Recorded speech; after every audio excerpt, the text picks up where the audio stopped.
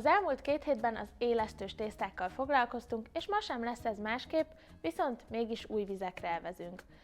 A gyúrt élesztős kalács és a kevert élesztős briós után ma elérkeztünk az omlós élesztős tésztákhoz.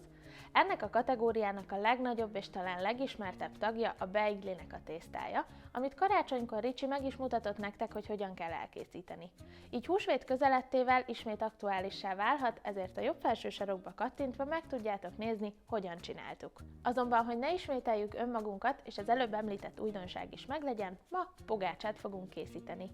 Én most egyfajta verziót fogok csinálni, de később kitérek rá, hogy hogyan tudjátok ezt a receptet variálni. Az omlós élesztős tészták onnan kapták a nevüket, hogy valahol félúton helyezkednek el az omlós tészták, tehát a linzerek, és a sima gyúrt élesztős tészták között. Élesztővel lazítjuk, viszont nagyobb mennyiségben tartalmaz zsiradékot. Direkt használtam a zsiradék szót, ugyanis készíthetitek vajjal, vagy zsírral, vagy akár ezek keverékével is. Az általam használt receptet és az ízesítési lehetőségeket a videó alatti leírásban megtaláljátok. Vágjunk is bele!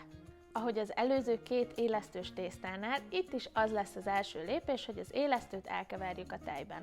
Azonban itt nem szeretnénk felfuttatni, ezért a hűtőből kivett tej lesz a legjobb erre a célra. Ha ez megvan, akkor az a következő, hogy az omlós tészta omlós részét kialakítsuk, ezt pedig úgy tudjuk elérni, hogyha a nagy mennyiségű zsiradékot jó alaposan elmorzsoljuk a liszttel. Ha ez megtörtént, akkor hozzáadjuk a sót, a porcukrot és a tojás sárgáját, majd pedig beleöntjük az élesztős tejet is.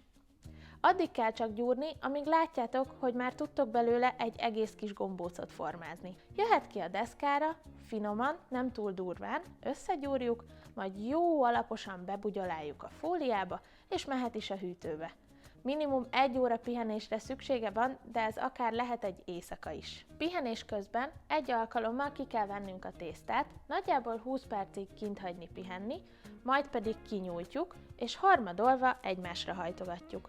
Mehet rá vissza a fólia, és irány vissza a hűtőbe. Amikor letelt a szükséges pihenőidő, akkor ismét 1 centi vastagra nyújtjuk a tésztát, és már csak a szaggatás van hátra. Én úgy szoktam csinálni, hogy előbb az egész tésztát lekenem tojással, majd pedig jó alaposan megszórom sajttal. Egy rendes műhelyben persze úgy csinálnák, hogy előbb kiszaggatják a kis pogácsákat, jó szorosan egymás mellé teszik, és úgy kenik le és szórják meg őket.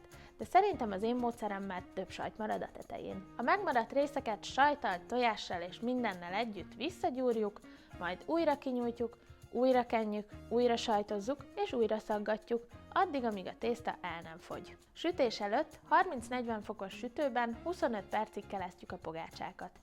Ezt a receptet könnyűszerrel el tudjátok készíteni töpörtyűvel is, mindössze arra van szükség, hogy a vaj 60%-át lecseréljétek darált töpörtyűre. De ahogy már mondtam, a videó alatti leírásban meg fogjátok találni, hogy pontosan milyen számokat kell itt használni. Nem maradt más hátra, mint a sütés. Légkeveréses sütők esetében 230 fokon, sima sütők esetében pedig 200 fokon történik a sütés. Ennek a tésztának kifejezetten jót tesz, hogyha egy kicsit gőzös a sütőtér. Ehhez csak arra van szükség, hogy egy sütésálló tálban 1-2 deci vizet tegyetek be a sütő aljába. Pogácsát készíteni igazából tök egyszerű. Nagyon jól el lehet nevetgélni közben vasárnap délután a párunkkal, vagy akár a gyerekekkel.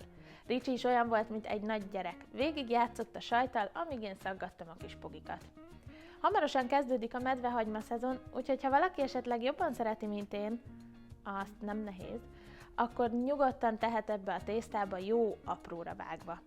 Ha tetszett ez a videó, akkor jöhet a like, megköszönjük, hogyha fel is iratkoztok, ez segít nekünk a fejlődésben, a receptet odalent találjátok, és jövő héten érkezik az élesztős tészták utolsó kategóriája egy igazi francia klasszikussal a főszerepben, ami minden finom reggelinek a része. De vajon mi lesz az? Sziasztok!